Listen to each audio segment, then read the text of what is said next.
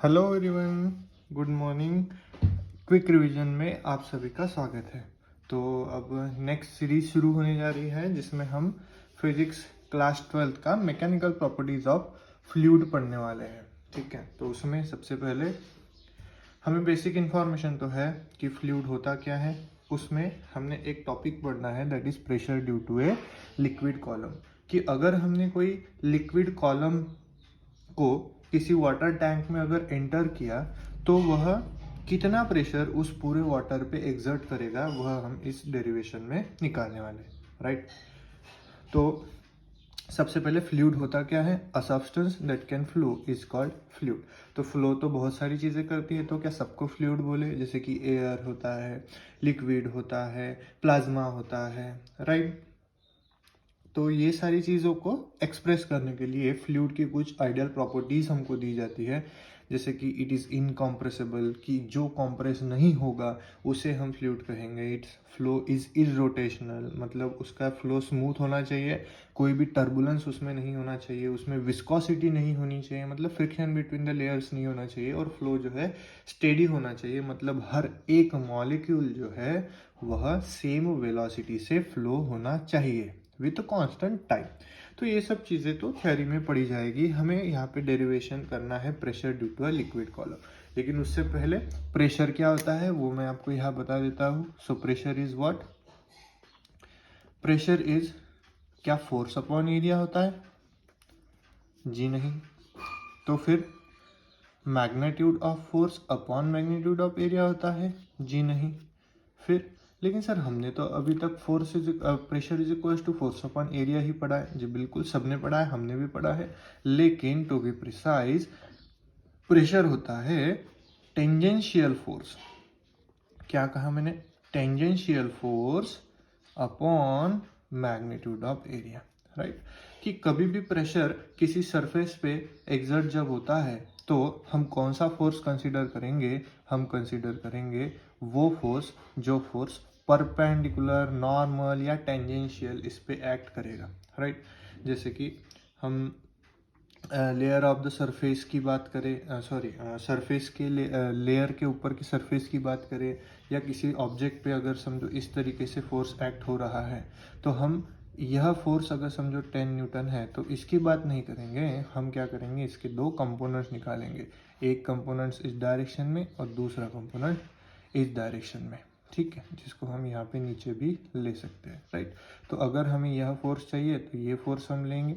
अगर यह थीटा है तो ये हो जाएगा 10 cos थीटा और ये हो जाएगा 10 sin थीटा। तो हम कंपोनेंट्स की बात करेंगे कि कौन से कंपोनेंट्स हमें यहाँ पे लेने हैं। राइट, तो ये तो हो गया प्रेशर, जिसका यूनिट भी आप बता सकते हो कि ऊपर अगर फोर्स है तो न्यूटन और नीचे अगर एरिया है तो मीटर स्क्वायर, जिसको हम पास्कल भी बोलते हैं। ठीक है, तो ये सारी चीज़ें हो गई। अब हम पढ़ने वाले हैं कि pressure due to a liquid column, कि एक हमारे पास एक कंटेनर है जिसमें लिक्विड भरा है, जिसकी डेंसिटी जो है रो है, इसे हम वेसल भी कह सकते हैं फिजिक्स के लैंग्वेज में। राइट, सो एक इमेजिनरी सिलेंडर हम यहाँ पे यूज करेंगे। इमेजिनरी मतलब सोचना है कि हमने यहाँ पे एक सिलेंडर पुट किया जिसकी हाइट जो है वो h है और उसका जो एरिया है वो a है। तो अब हम सोचेंगे कि इस पे लगने वाला फोर्स कितना है। तो क्योंकि अब हमें पता चल गया कि टेंजेंशियल फोर्स अपॉन एरिया होता है, तो अब हम ये फार्मूलेज यूज कर सकते हैं फोर्स अपॉन एरिया। राइट, क्योंकि अभी हमें पता है ना कि ये फोर्स कौन सा है। यस, टेंजेंशियल फोर्स है। तो यहाँ पे हम प्रेशर का क्या फार्मूला यूज करेंगे?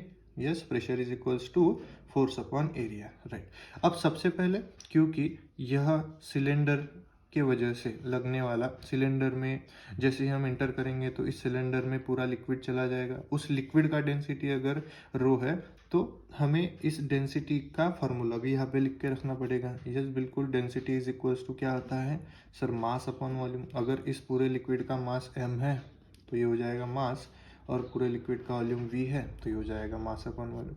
तो यहाँ से क्या हम मास निकाल सकते हैं? बिल्कुल निकाल सकते हैं। Mass is equals to density into volume. Yes, so density, volume क्या रहेगा इसका? वॉल्यूम रहेगा एरिया इनटू हाइट। यस, इस कंटेनर में कितना वॉल्यूम ऐड होगा? क्योंकि हम इस कंटेनर की बात करेंगे तो मास भी रहेगा जो इस कंटेनर में है। तो इस कंटेनर में कितना मास है अगर हमें निकालना है तो हम क्या बोलेंगे कि इसका वॉल्यूम ले लो सर। तो वॉल्यूम क्या होता है, area into height, length multiplied by breath multiplied by height. So length multiplied by breath area और हाइट का हाइट h, राइट। तो ये हमें मिल गया कि इसमें कितना मास है, कितना मास का लिक्विड ऐड हो चुका है, इतना रो ए एच। यस, अब हम नेक्स्ट क्या करेंगे कि इस कंटेनर के वजह से इस पूरे लिक्विड पे कितना प्रेशर एग्जर्ट हुआ, तो वही फार्मूला यूज करेंगे। Pressure is equals to we know force upon area. Yes, so pressure is equals to force क्या होता है, m इंटू जी होता है sir, right. According to Newton second law हमारा फोर्स कितना होता है, mass into gravity. And area कितना होगा, एरिया तो ए ही रहेगा, राइट। Very good. फिर हम क्या करेंगे, हम मास की वैल्यू यहाँ से पुट कर देंगे, rho A H upon G upon A, right. तो यहाँ पे हम लिखेंगे फ्रॉम इक्वेशन 1। तो यहाँ से हमने मास का वैल्यू यहाँ पे पुट कर दिया, ये रो ए इंटू एच। और यहाँ से हम ए कैंसिल कर देंगे तो हमें finally pressure due to a liquid column inside a vessel मिल जाएगा रो एच जी, ठीक है। तो इसे हम बोलेंगे equation number 2। So equation number 2 gives us, क्या देते हैं कि pressure inside a liquid due to pressure inside a vessel due to a imaginary liquid column. So yes, यहाँ पे हमने छोटा सा डेरिवेशन जो है बहुत ही इजीली सॉल्व कर दिया। प्रेशर का कंसेप्ट आपको समझ गया। अगर किसी भी कंटेनर को अगर हम लिक्विड में डालते हैं तो उस कंटेनर के वजह से उस लिक्विड में कितना प्रेशर होगा, तो हमेशा हम यही फार्मूला यूज करेंगे, ठीक है। Rho H into G. तो यहाँ पे आपको h जो है it is the height of liquid column, rho जो है the density inside the liquid column, and g जो है जो कि एक्सेलरेशन ड्यू टू ग्रेविटी की वजह से लगेगा।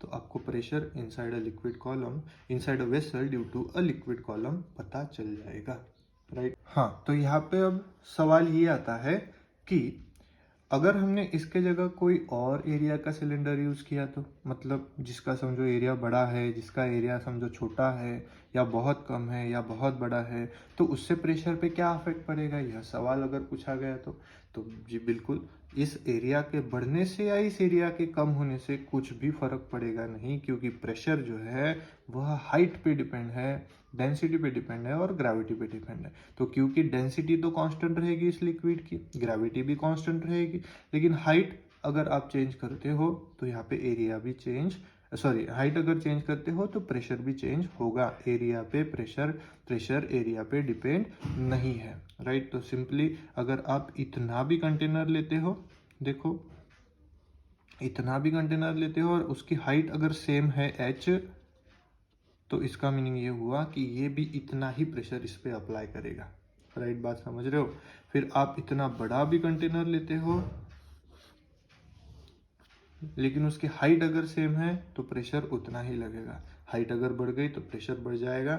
और यहाँ पे हम लिख भी सकते हैं pressure is directly proportional to height and density and G are constant, right.